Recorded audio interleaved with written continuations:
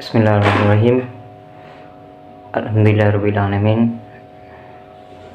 Assalatu wassalamu ala asyrafil anbiya'i wal mursalin Sayyidina Muhammad wa ala alihi wa sahbihi ajmain, amma ba'du.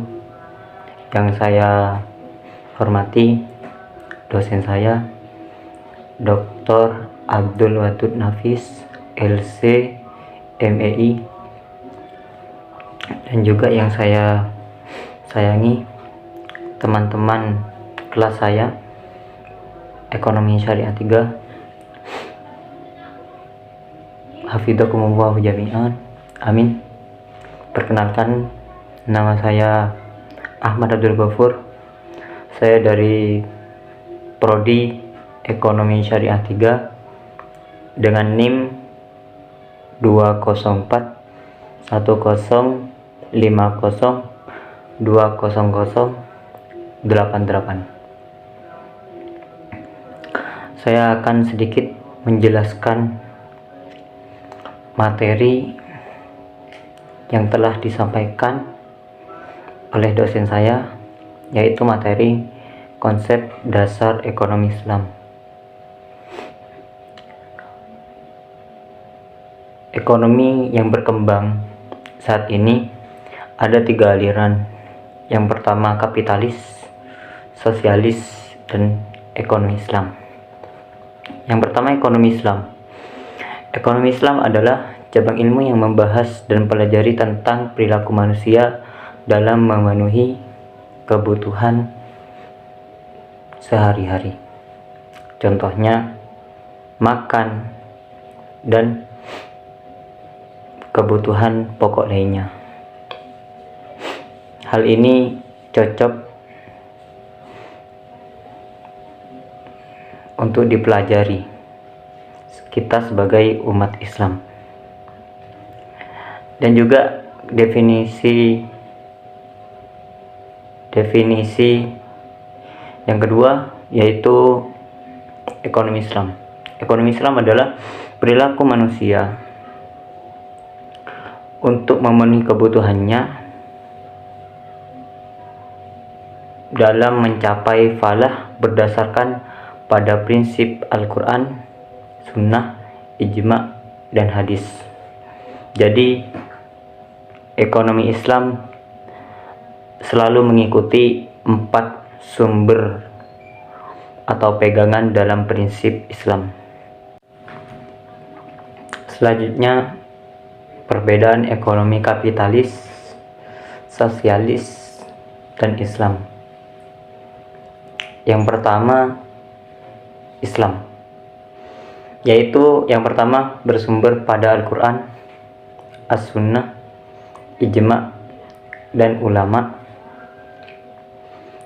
Yang kedua,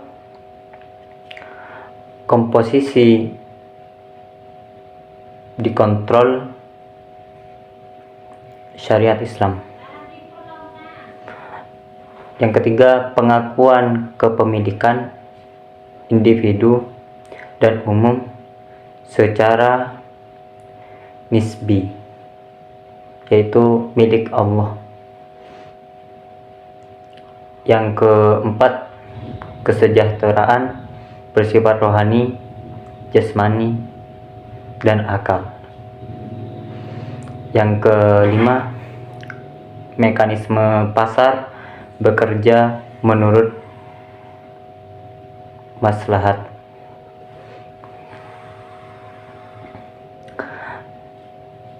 Selanjutnya nomor 2 yaitu kapitalis, yaitu yang pertama bersumber dari pemikiran dan pengalaman manusia. Yang kedua, komposisi usaha bebas dan melahirkan monopoli. Yang ketiga, pengakuan kepemilikan bersifat individu secara bebas. Yang keempat, kesejahteraan bersifat jasmani. Yang kelima, mekanisme pasar berjalan sendiri.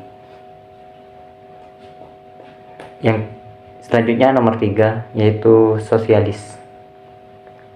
Yang pertama, bersumber dari pemikiran dan pengalaman manusia. Nomor 2, tidak terjadi mekanisme dan persaingan. Yang ketiga, tidak mengakui kepemilikan individu,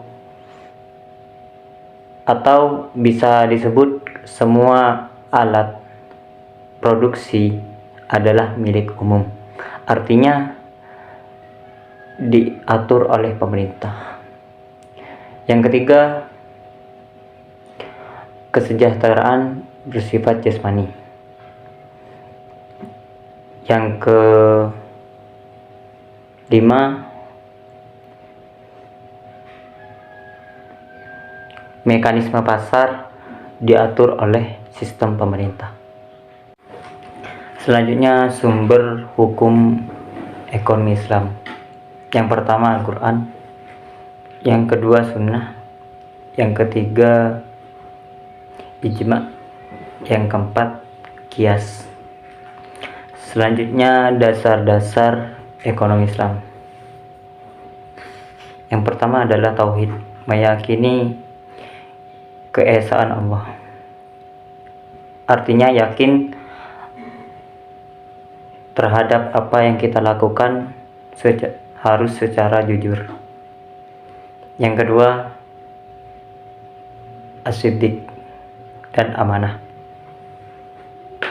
Yang ketiga, mengakui hak milik individu dan umum. Yang keempat, adil. Yang kelima, seimbang. Yang keenam, tolong menolong.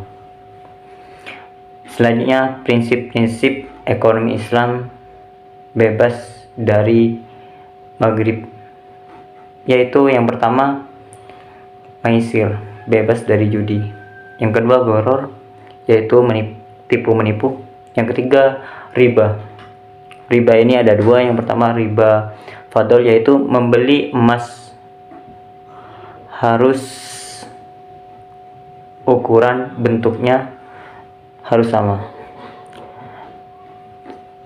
Yang kedua riba nasiah, yaitu kelebihan hutang. Artinya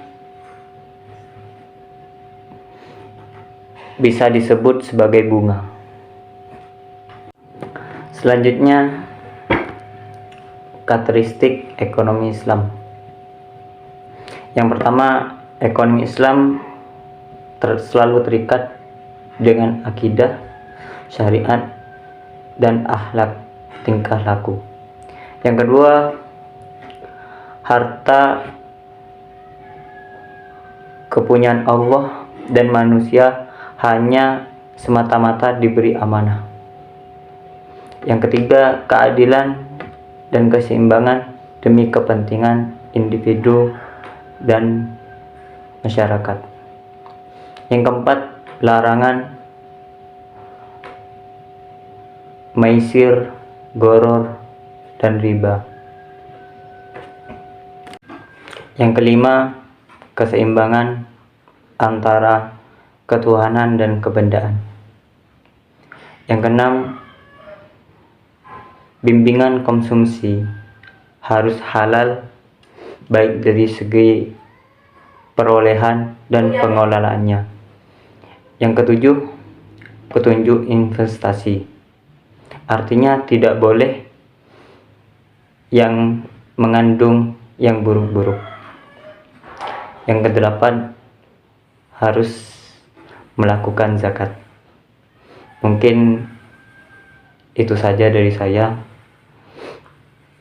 Saya minta maaf apabila melakukan banyak kesalahan, baik dari segi perilaku, sifat, dan etika. Assalamualaikum warahmatullahi wabarakatuh.